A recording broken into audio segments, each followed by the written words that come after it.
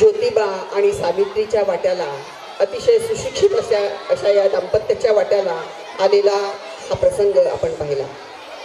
चातुर्वर्ण व्यवस्थेमध्ये ब्राह्मण, क्षत्रिय, वैश्य आणि शूद्र यांचा समावेश होता. त्यांना सवर्ण म्हटले जायचे आणि ज्यांना चातुर्वर्ण व्यवस्थेमध्ये स्थान नव्हतं त्यांना अवर्ण म्हणून संबोधलं जायचं. माणूस म्हणून त्यांना किंमत नव्हती. प्राण्यांपेक्षाही खालच्या दर्जाचं अतिशय किळस वाणं जिणं त्यांच्या नशिबी आलं होतं. सर्व प्रकारचे अधिकार त्यांच्यापासून कोसो दूर होते. त्यांना कोणत्याच संधी नव्हत्या. गावकुसाबाहेर राहणं, उकिरड्यावरचं आणि मेलेल्या जनावराचं मांस खाणं आणि सवर्णांच्या मेहरबानीवर जगणं एवढाच त्यांच्या जगण्याचा उद्देश होता. यापेक्षा वेगळे आयुष्य त्यांच्या वाट्याला नव्हतं. बघूया अवर्ण समाजातील, अस्पृश्य समाजातील, अतिशूद्र समाजातील लोकांच्या वाट्याला आलेली ही अवस्था, SC, ST, NT या लोकांच्या वाट्याला आलेली ही अवस्था. वर्ग पहिलाचे विद्यार्थी आपल्या समोर येत आहेत.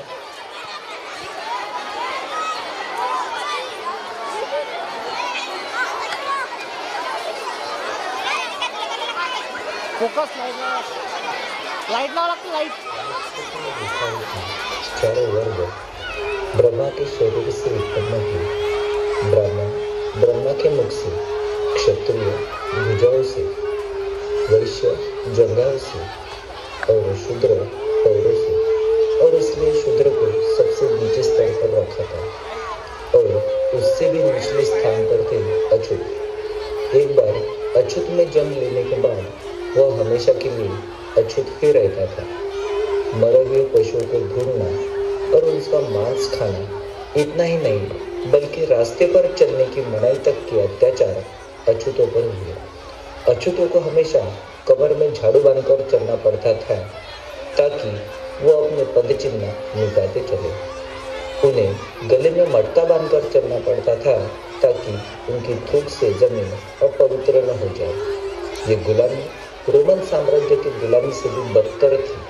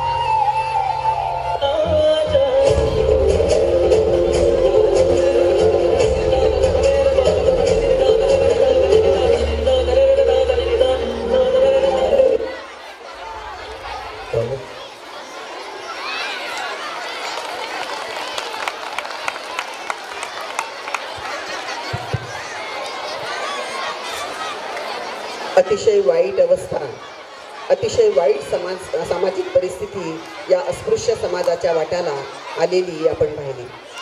या समाजामध्ये जन्माला आला एक हिरा, भीमराव रामजी आंबेडकर. अस्पृश्य समाजामध्ये जन्म घेतल्यामुळे बाबासाहेबांनी या समाजाची होणारी अवहेलना अतिशय जवळून पाहिली आणि त्यांचं हृदय बंड करून उठलं. निसर्गाचा स्रोत असणाऱ्या पाण्यालाही मोहताज असणारा हा समाज बाबासाहेबांच्या भावना उचंबळून आल्या आणि संघर्षाची ठिणगी पडली. भारतीय समाज व्यवस्थेविरुद्ध, चातुर्वर्ण्य व्यवस्थेविरुद्ध बाबासाहेबांनी आपलं पहिलं पाऊल टाकलं. तो म्हणजे 14 तळ्याचा सत्याग्रह. 14 तळ्याचा सत्याग्रह घेऊन आपल्या समोर येत आहेत ही मुलं. तर बघूया त्यांचा हा सत्याग्रह.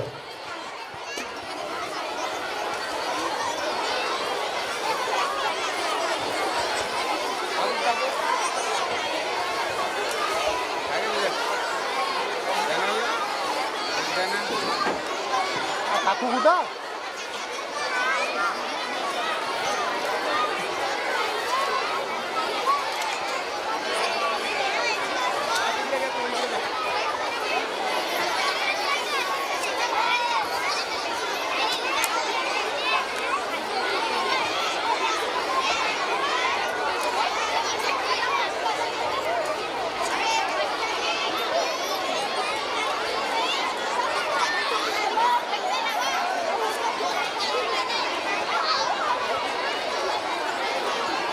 लाईट समोर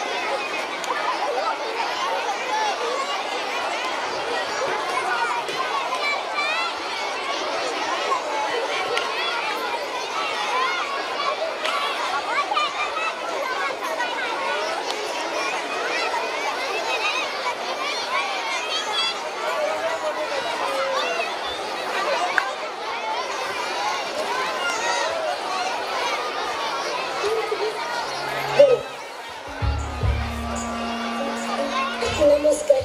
नमस्कार. कोण तुम्ही? बोला, काय झालंय? अहो उठा, असं बसू नका, इथे खुर्चीवर बसा.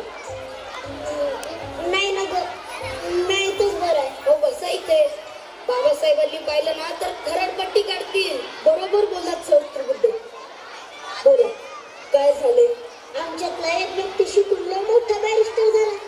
आमच्यासारख्या लोकांसाठी काय करतो म्हणून मी त्या देवाला म्हणजे आमच्या बाबासाहेबांना बघायला आलतोय.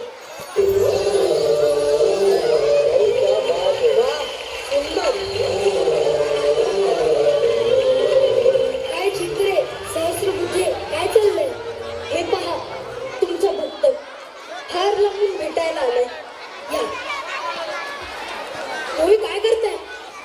हेच मला संपवायचं. व्यक्तिपूजा, मूर्तीपूजा, त्यामुळेच तर इतकी वर्ष गुलामगिरी थांबली आपण. माणसाला माणूस म्हणून कधीच स्वीकार करू नये. बसा. अहो आम्ही किती वेळची सांगतो, ऐकतच नाही. या बसा, बसा.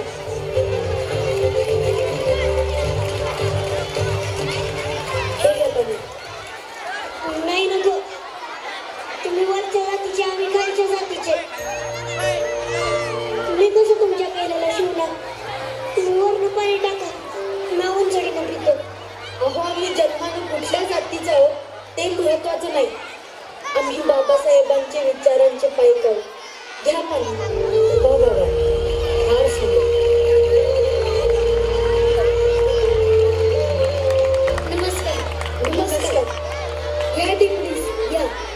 अनंत गंगाधरराव हे सुरेंद्र डिपणीस, महाड नगरपालिकेचे प्रमुख. डिपणीसांचा एक लेख मी वाचला, अत्यंत सुंदर. त्यात तिने असे नमूद केले होते की सरकारी मालमत्ता सगळ्यांसाठी खुली आहे. त्यावर समाजाचा कुठलाही घटक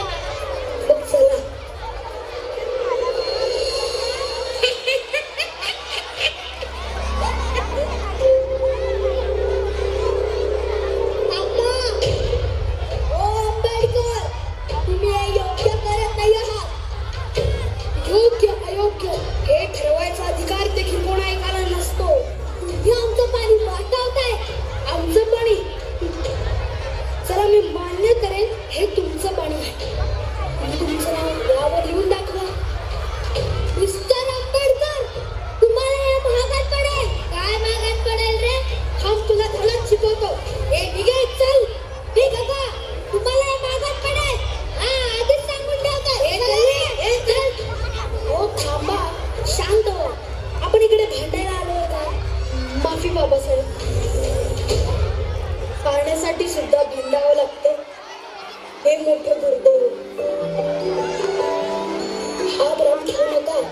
आपण पाण्यासाठी म्हणजेच आपल्या हक्कासाठी भांडत आहोत. आज या महाडच्या धर्तीवर 14 काळाचा सत्याग्रह पाण्यासाठी नाही तर आपणही माणसं आहोत हे सांगण्यासाठी केला आहे.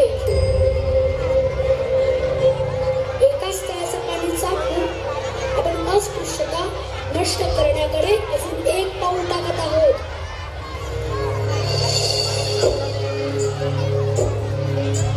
महाडच्या